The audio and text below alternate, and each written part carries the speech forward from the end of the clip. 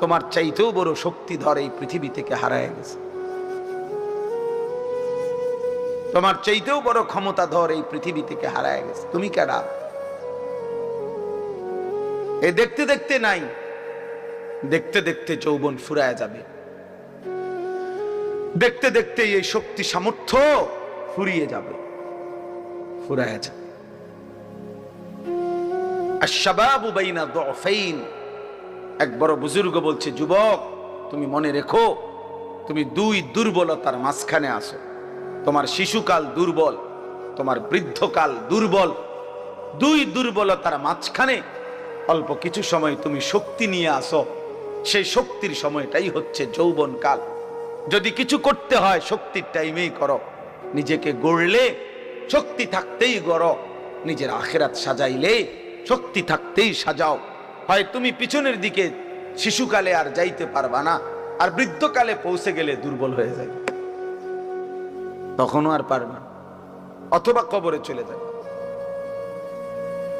এই জন্য 17 বছরের, 18 বছরের, 20 বছরের ছেলে তোমাদেরকে বলি, বাপ এত অল্প বয়সে যদি আল্লাহ পাকের এত বড় নাফরমান হও, মাত্র 18 বছর বয়সেও যদি তুমি আল্লাহকে এইভাবে না চিনো, 18 বছর 20 বছর বয়সেই যদি তুমি একটা সেজদা দিতে মন না চায়, আরে জানোয়ার তুই 60 বছর পর্যন্ত যাইতে যাইতে তোর অবস্থা কি হবে বেঈমান?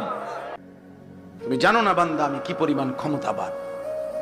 আল্লাহু আজিজুন যুনতিকাম, আল্লাহ তাআলা বলেন আল্লাহ বড়ই ক্ষমতাবান, প্রতিশোধ গ্রহণকারী। যুনতিকাম শব্দের অর্থ হলো প্রতিশোধ গ্রহণকারী।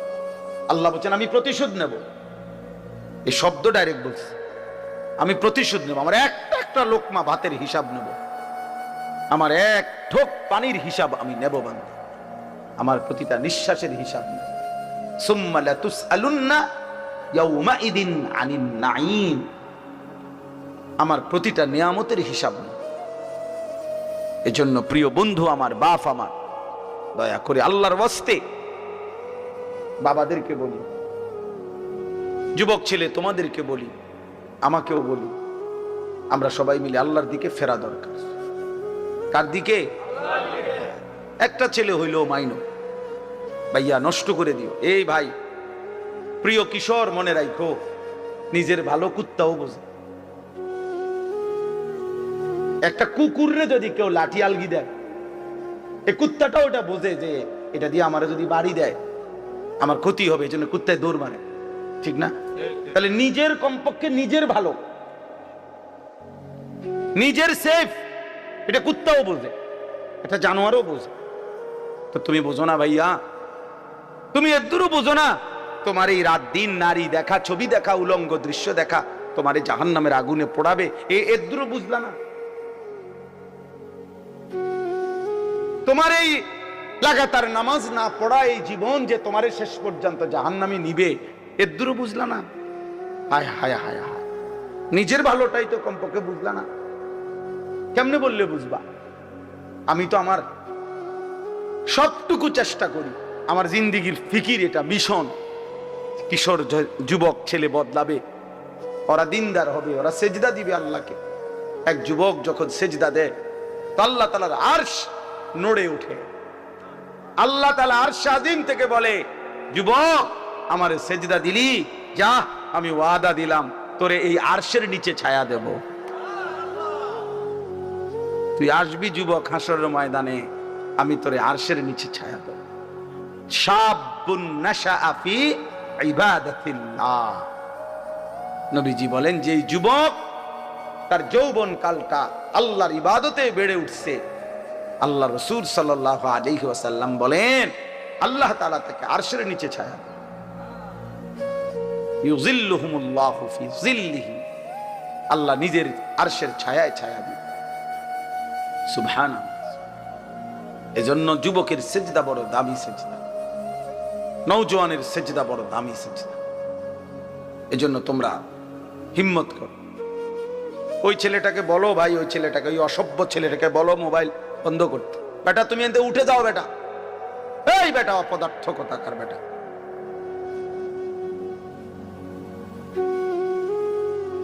চিন্তা করছেন নি? ওরে 2 বার বললাম। আর এইটাই জীবন।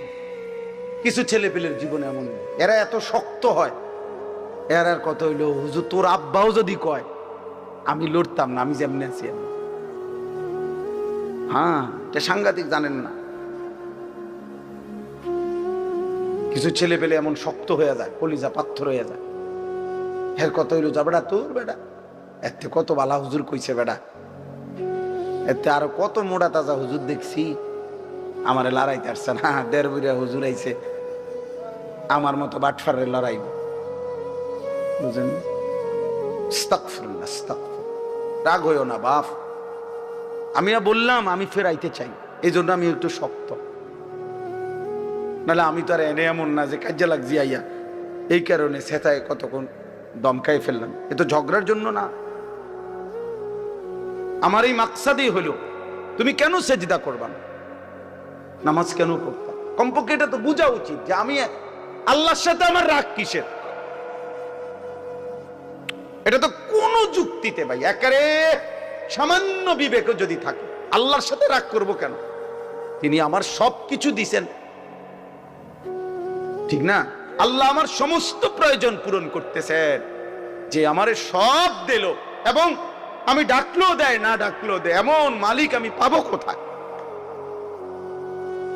মা গাররাকা বিরাব্বিকাল কারীম, আল্লাহ বলে বান্দা বলো না এমন মেহেরবান মাওলা, আমার মতো দয়ালু রব থেকে কে তোমারে ধোঁকা দিল?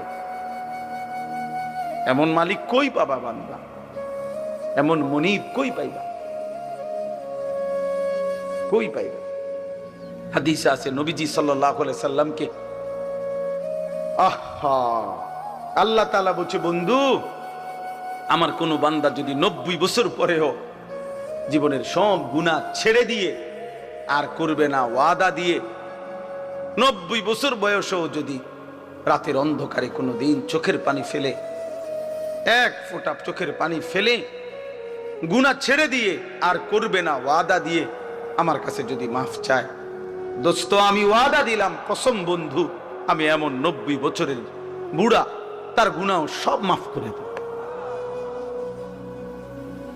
কুল ইয়া ইবাদিয়াল্লাযীনা আসরাফু আলা আনফুসিহিম লা তাকনাতু মির রাহমাতিল্লাহ।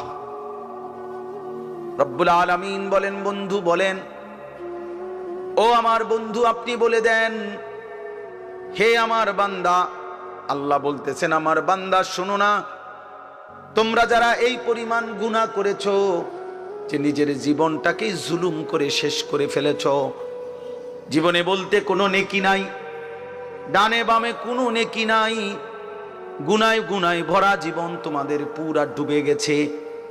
আল্লাহ বলেন বান্দা, গুনার সমুদ্রেও যদি হাবুডুবু খাও, সেখান থেকেও যদি কোনোদিন আমি আল্লাহকে মনে পড়ে, তাইলে যদি গুনাহ ছেড়ে দিয়ে আর কোরবানা ওয়াদা দিয়ে আমি আল্লাহর দিকে এক কদম ফিরে আসো বান্দা, আর যদি বলো মাওলা জীবনভর আমি আপনাকে নারাজ করেছি, আর করব না মাওলা, আপনার নাফরমানি করব না মাওলা, আমি তওবা করলাম মাওলা, গুনাহ ছেড়ে দিলাম, আল্লাহ বলেন লা তাকনাতু মির রাহমাতিল্লাহ, আমার গুনাহগার নাফরমান বান্দা, আমি আল্লাহর রহমত থেকে নিরাশ হইও না বান্দা।